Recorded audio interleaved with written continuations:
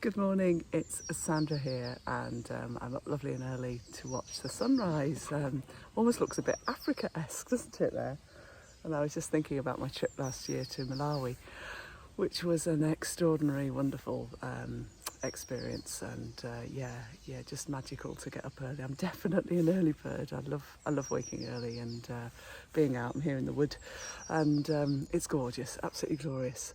So today I wanted to talk about I guess a worrying trend I'm starting to see and feel. I'm sure you will agree, and just getting quite passionate that we have to shift.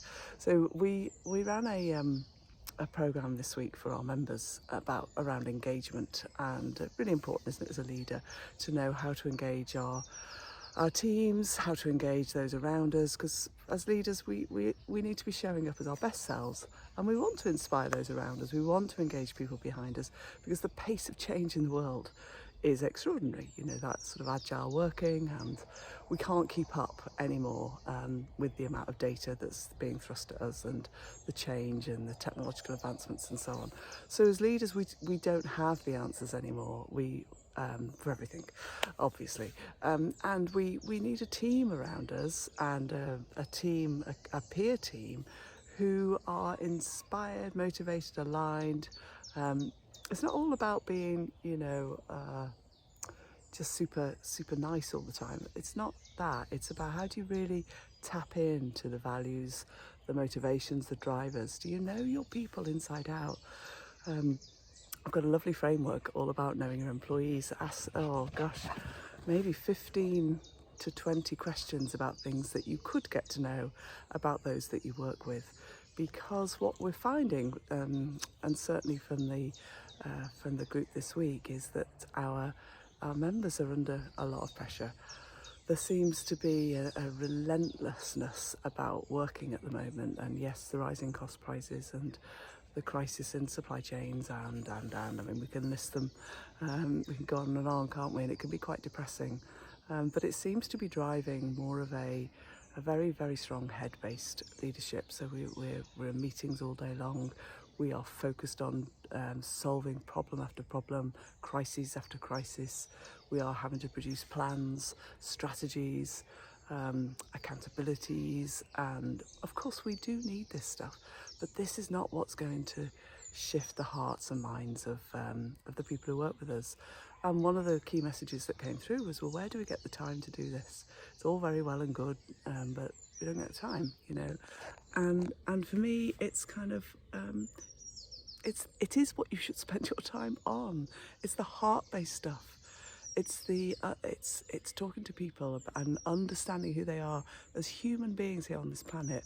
Because if you can ignite them, if humans can feel heard and respected, they will go to the ends of the earth for you. Most people, but we're not doing that. We seem to be driving a harder and harder message to our people, and it's causing stress, overwhelm, burnout, and we're also, I see women who are just not investing in themselves. They're not showing up for the important things for them. They're stressing out because they're, missing out on their kids' arrangements, etc. And it doesn't have to be this way. It really doesn't. And I think the world is calling for us to be different, to have greater trust in one another, because I honestly know that when I work with my heart, when I get into flow, it's partly why I come and do this kind of thing, actually. Everything flows at a completely different pace. I'm able to make clearer, better decisions, and faster. Everything moves faster. But we've created almost like an artificial world where we have to be in a meeting after meeting after meeting.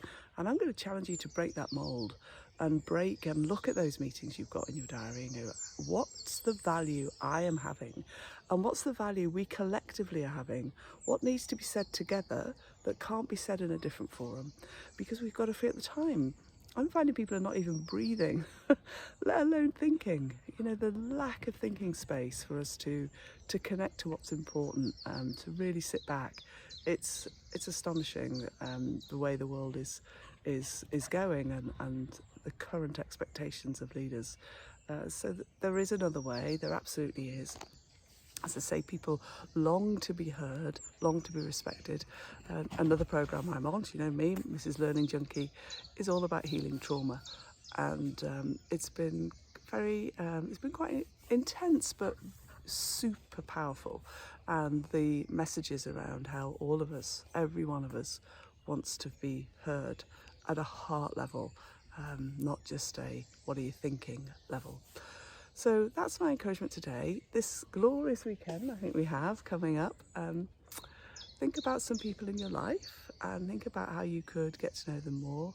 Maybe send them a little love bomb, as one of our team calls them. Just reach out and say hi. And also do your gratitude list as well. So that, you know, when you think about, you know, all the things that you're really grateful for, which is what I've just been doing, sat here in this gorgeous space. So that's today's message. Hope you have a wonderful weekend. See you soon.